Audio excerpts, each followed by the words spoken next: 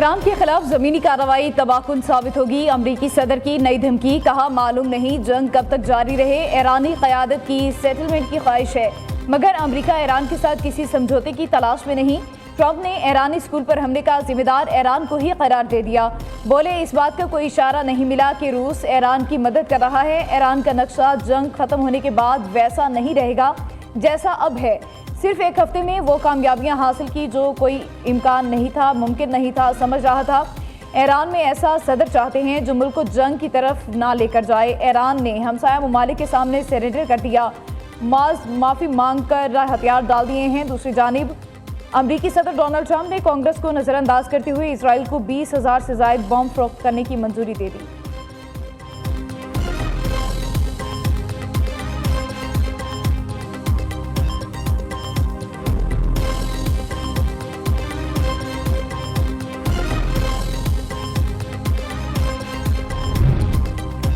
Kuwait में मारे जाने वाले अमरीकी फौजियों की लाशें अमरीका पहुंचा दी गई। अमरीकी सदर और अहलिया मेलानिया ट्रंप ने डर एयरफोर्स बेस पर लाशों को वसूल किया। ट्रंप और खातून अव्वल का अमरीकी फौजियों को सल्यूट। अमरीकी नायब सदर जेडी वेंस और हलाक फौजियों के अहल खाना मौजूद रहे। वाज़ेह रहे कि अमरीकी फौजी कुवैत में ईरानी हमले के दौर मारे गए।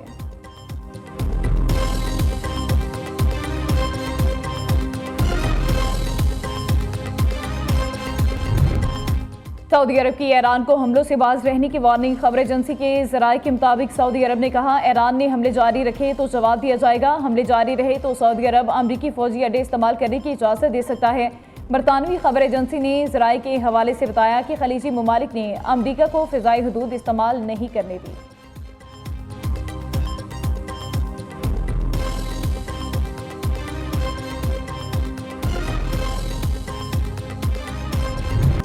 ईरान पर इजरायली और अमरीकी हमले नवे रोज में दाखिल। तेहरान का मरकज एक बार फिर जोरदार धमाकों से लर्ज उठा। तेहरान ऑयल रिफाइनरी में आग भड़क उठी।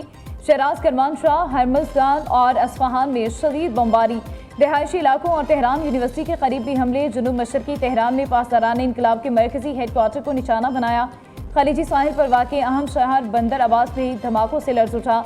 मेहराबाद एयरपोर्ट और तेहरान में आज़ादी टावर के करीब भी बमबारी। ईरान की जानिब से मुसलसल मुज़ाहमत पर अमरीका का मशरिक़ वस्ता में तीसरा तैयारा बरदार बहरी जहाज़ तैनात करने का ऐलान।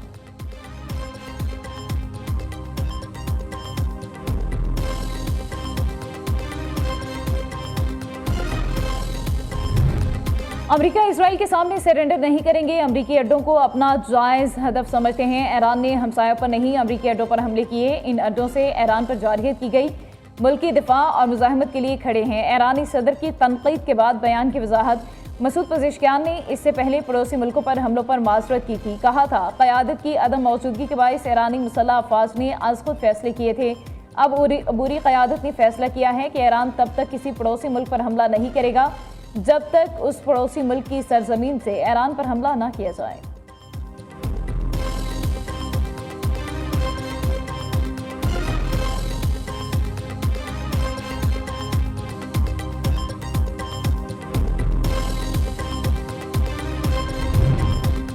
अमरीका गुमराहकुन खबरें फैला रहा है कि उसके 6 फौजी हलाक हुए। वक्त गुजरने के साथ वो बहानों से हलाकतों की तादाद बढ़ाते जाते हैं। ईरानी नेशनल सिक्योरिटी काउंसिल के सेक्रेटरी जनरल अली लारजानी ने कहा कि अमरीका और इसराइल की जारहियत के जवाब पर ईरानी क़यादत में कोई इख्तलाफ नहीं है।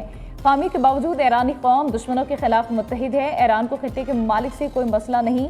अमरीकी अड्डे दुश्मनों के लिए इस्तेमाल होंगे तो ईरान का दिफा का हक हासिल है। आबनाए हुर्मस बंद नहीं की। जंग के बायस सूरत हाल मुतासिर है। अमरीका को अपने इक़दामात की कीमत चुकाना पड़ेगी।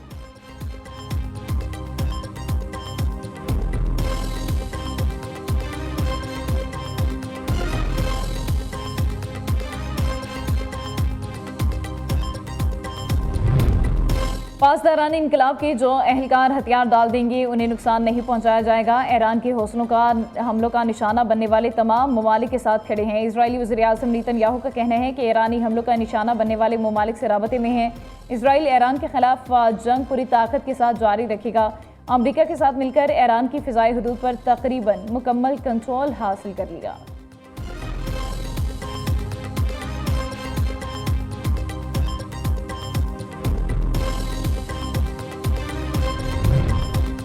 अरब अमारात की खाल मोटी और गोश्त कड़वा है। हम किसी के लिए आसान शिकार नहीं बनेंगे। कौम हालत जंग में है। अपने मुल्क, अवाम और ख़ानदान के रिहायशियों के लिए अपना फ़र्ज अदा करेंगे।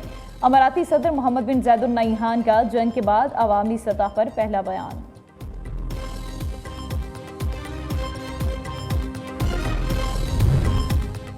फील्ड मार्शल का दौरा सऊदी अरब। सिक्योरिटी सूरत हाल पर अहम मुलाकात। ISPR के मुताबिक फील्ड मार्शल सैयद आसिम मुनीर ने सऊदी वज़ीर दिफा शहजादा खालिद बिन सलमान से मुलाकात की।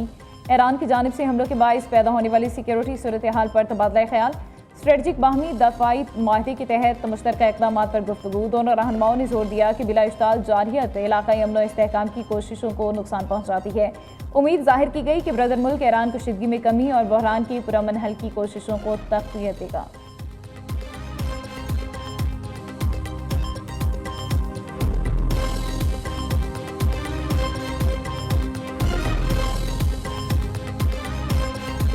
भारतीय खुफिया एजेंसी रॉ के साबिक चीफ विक्रम सूद पाकिस्तानी सिफारती पॉलिसियों के गुन गाने लगे। साबिक रॉ चीफ का कहना है पाकिस्तान ने इसराइल ईरान जंग में बेहतरीन सफारती महारत दिखाई। भारतीय वज़ारत ख़ारिजा के हुकाम को चाहिए कि वो पाकिस्तान से सीखें।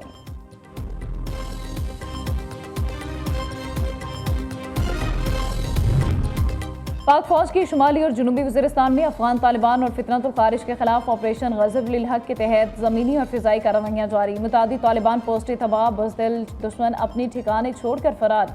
सिक्योरिटी सराय के मुताबिक पाक फौज की मौसर हिकमत अमली के नतीजे में अफगान तालिबान को भारी नुकसान और पसपाई का सामना करना पड़ा।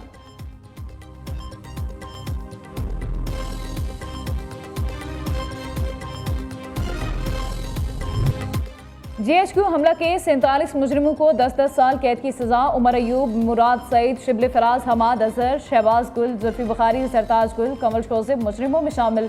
शेख राशिद शफीक, अहमद चट्ठा, राय हसन नवाज, शौकत अली को भी सजा।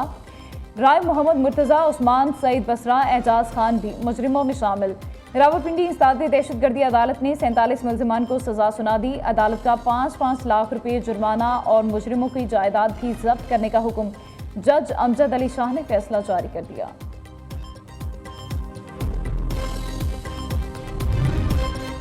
डीजल की कीमत में इजाफा। ट्रांसपोर्टर्स ने किराए बढ़ा दिए। पब्लिक ट्रांसपोर्टर्स का किरायों में 300 से 600 रुपये तक का इजाफा। लाहौर से इस्लामाबाद के किराया 2600 से बढ़ाकर 3000 रुपये कर दिया गया। ट्रेनों के किराए में भी इजाफा। इकोनॉमी 5%, AC क्लास की किराए में 10% तक इजाफा। गुड्स ट्रांसपोर्टर्स ने किरायों में 25% का इजाफा कर दिया। लाहौर से कराची का किराया 1,08,000 की बजाय 1,33,000 रुपये हो गया। दूसरी तरफ Pakistan public transport owner association ने भी किरायों में 20% इजाफे का ऐलान कर दिया है।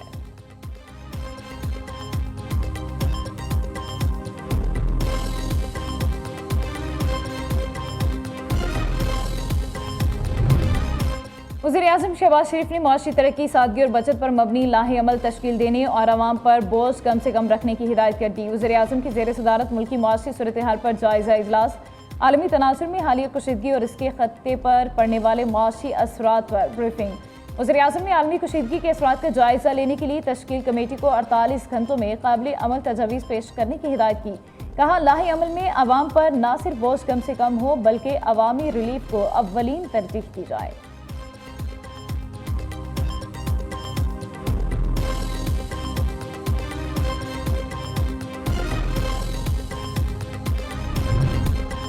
मशरक़ के वस्ता की कशीदा सूरत हाल ने आलमी मईशत को हिला कर रख दिया है। आबनाए हुर्मज़ की बंदिश से पेट्रोलियम मसनूआत की कीमतें आसमान पर। आलमी बहरान में कीमत में महदूद इजाफा करना बहुत मेहनत का काम है। पेशगी इंतजाम ना किए होते तो आज पेट्रोल 375 रुपये फ़ी लीटर होता। वज़ीर दिफा ख्वाजा आसिफ का एक्स पर पैगाम। कहा अल्लाह ताला उम्मती मुस्लिमा को इत्तेहाद नसीब करे, दोस्त दुश्मन में तमीज़ की तौफीक अता फरमाए।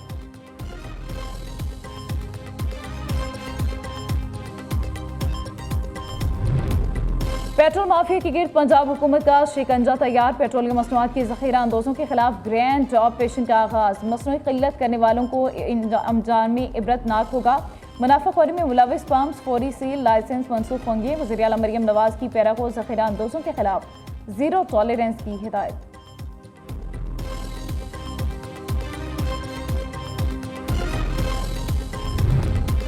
नायब वज़ीर-ए-आज़म वज़ीर ख़ारिजा इसहाक़ डार और ईरानी वज़ीर ख़ारिजा अब्बास अराक़ची के दरमियान टेलीफोनिक राबता। तर्जुमान के मुताबिक दोनों रहनुमाओं के दरमियान खित्ते की बदलती हुई सूरत हाल पर तफसीली तबादला ख्याल किया गया।